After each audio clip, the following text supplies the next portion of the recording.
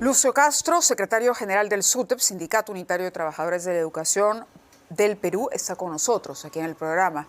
Bienvenido, muchas gracias por acompañarnos. A ti, Mávila, por la invitación. Un tema que ha llamado la atención muchísimo es justamente a raíz de la denuncia y de los casos que se han conocido y se han hecho públicos, la cantidad de colegios que vienen siendo extorsionados. Hay un número importante de centros educativos que han cerrado sus puertas porque simplemente no pueden garantizar la seguridad de los estudiantes, de los alumnos, de los padres de familia incluso. ¿Cuál es la situación en el sector cuando estamos ya a los primeros días del calendario escolar? Esta situación ocurre fundamentalmente en lo que forma parte de la educación privada, y una región muy afectada indudablemente es La Libertad.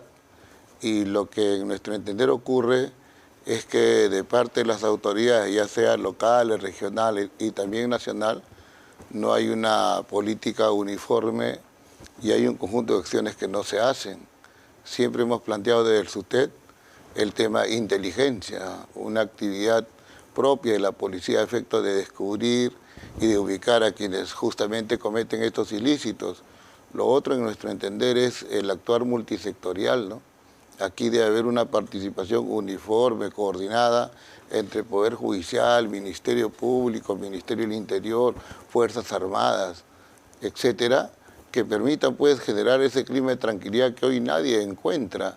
Increíblemente a la fecha encontramos 325 muertos, 6 peruanos cada día mueren, y esta cifra no encuentra respuesta ni freno, y por ahí la exigencia del magisterio para empezar, por ejemplo, en los colegios, con lo que nosotros hemos planteado un protocolo de seguridad que garantice que la vida, la integridad y la salud de la comunidad educativa, profesores, alumnos, padres de familia, no esté en riesgo. Claro, pero ese protocolo, perdóneme, ¿por dónde pasaría? ¿Qué medidas incluiría? En el caso del Ministerio de Educación, quien accede, revisión de mochila de los alumnos, con niveles de control que aseguren que los que entran son gente confiable y que no va a hacer uso pues de extorsión o en todo caso de sicariato, como ha sido. Claro, la extorsión llega por WhatsApp directamente al director, donde además se dice, si usted no paga, los que pagarán las consecuencias son padres de familia y profesores. Así es. Y de repente hemos visto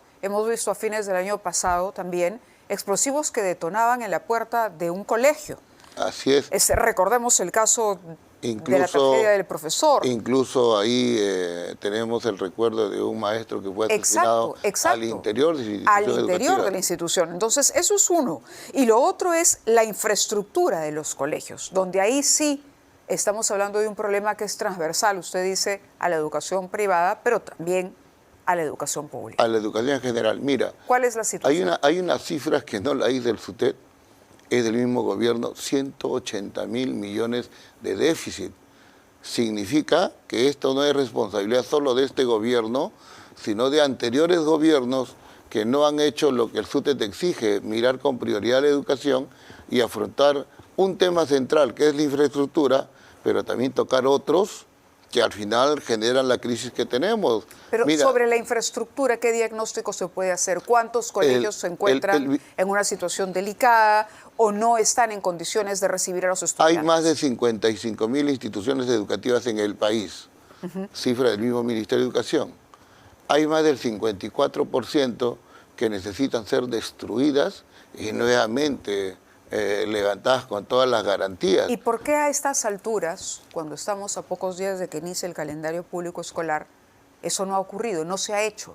Por un detalle puntual e increíble, decisión política de los distintos gobiernos que al mirar con prioridad la educación, destinen el presupuesto idóneo y busquen mecanismos adecuados para enfrentar esta situación. ¿Se ha avanzado en el último año, en los últimos 2 años, algo? Decíamos hace 2 años 154.000, 164.000, hoy decimos 180.000. El gobierno ha propuesto, por ejemplo, que en este tema de la infraestructura intervengan otros actores. Y siendo transversal la educación, es necesario otros actores, la empresa privada, por ejemplo. Y ahí las obras por impuestos son una posibilidad. Las asociaciones... ¿Qué apoyaría el SUTEP? No tenemos problemas. Decimos que todos los actores deben participar.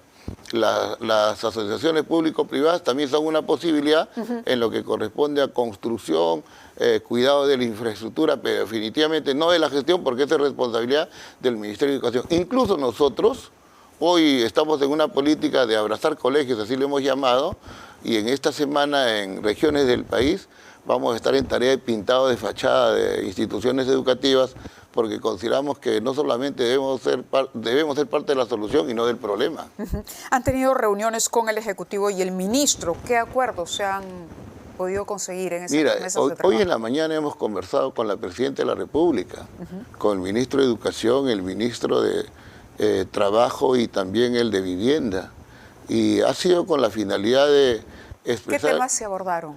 Primero, estos temas que estamos hablando, los trabajadores en general, Mávila, de distintos gremios, sindicatos, movimiento social, CGTP, CITE, Construcción Civil, la Federación de Estudiantes, FENUCSA, etcétera, nos hemos articulado en lo que hemos llamado un frente político social, y nosotros pensamos que, si bien es cierto, nuestra preocupación central son nuestras propias reivindicaciones específicas, lo que corresponde también como ciudadano es tener una mirada de país, y eso significa debatir los problemas que se dan en el país y frente a ellos plantear una solución, y estamos en ese proceso.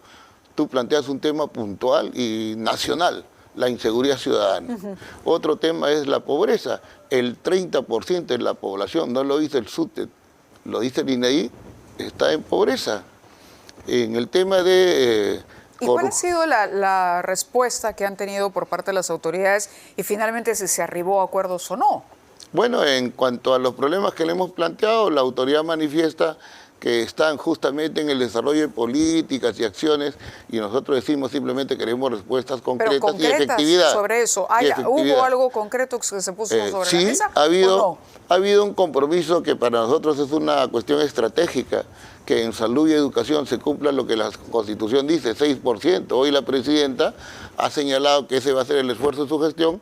La práctica dirá si cumplió o no cumplió. Pero eso viene para el presupuesto del próximo año. Del próximo año, porque el presupuesto de este año, gracias también a un nivel de exigencia, presión, movilización, se ha elevado de 4,64 a 5,1. Correcto, pero a pesar de eso, usted me ha dado la cantidad de instituciones educativas que no se encuentran en condiciones ese presupuesto, adecuadas. Si bien es cierto, ha aumentado, pero no cubre las expectativas. ¿Se ha ido los sueldos de los profesores? Ha habido también incremento de remuneraciones que ha sido producto de la negociación colectiva, que es un mecanismo que la Constitución contempla y que permite evitar conflictos. Y ahí no siente usted, o no se hace un mea culpa de que, a ver, SUTEP y todos los sindicatos o asociaciones de maestros velan, pero que se requiere que ese presupuesto también sea destinado a la mejora de la infraestructura. Nosotros, porque si se trata solamente de satisfacer, digamos, de utilizar a la educación como un argumento para finalmente obtener más dinero del Ejecutivo para los sueldos de los maestros, que además sabemos se han negado en muchos casos a pasar por los exámenes que corresponde y todo esto, ¿no? El tema de los nombramientos automáticos y eternos en el magisterio. Entonces ahí se va buena parte del presupuesto. Nosotros, que podría destinarse a mejorar, a dotar de internet los colegios donde no hay internet, entre otras cosas. De acuerdo. Nosotros, Mávila, y lo que decimos se puede corroborar, somos los que hemos venido planteando la preocupación que el Estado debe tener por la educación pública. Y a eso se debe que hoy haya mayor presupuesto, y a eso se debe que haya una acción multisectorial para enfrentar, por ejemplo, el tema de alimentación. A eso se debe que hayan políticas que buscan reducir que el acceso de alumnos o menores en edad escolar, que hay 1 millón fuera del sistema, hoy se busque incorporarlos al sistema. Y el tema de remuneraciones tiene que ver, incluso te decía, somos uno de los peores pagados de Latinoamérica, tiene que ver con una respuesta... el ministro no cree eso, el ministro ha hecho todo lo contrario. Lo que nosotros decimos es corroborado. Nosotros consideramos que de parte del Estado tiene que haber un nivel de compensación, valoramos que se haya dado para el 2025 un incremento para los maestros que se va a traducir en marzo y en noviembre. Bueno, le agradezco el tiempo concluido ya, le agradezco, señor Castro, que haya estado con nosotros esta noche. A ti, Mávila. Muchas gracias. Y gracias.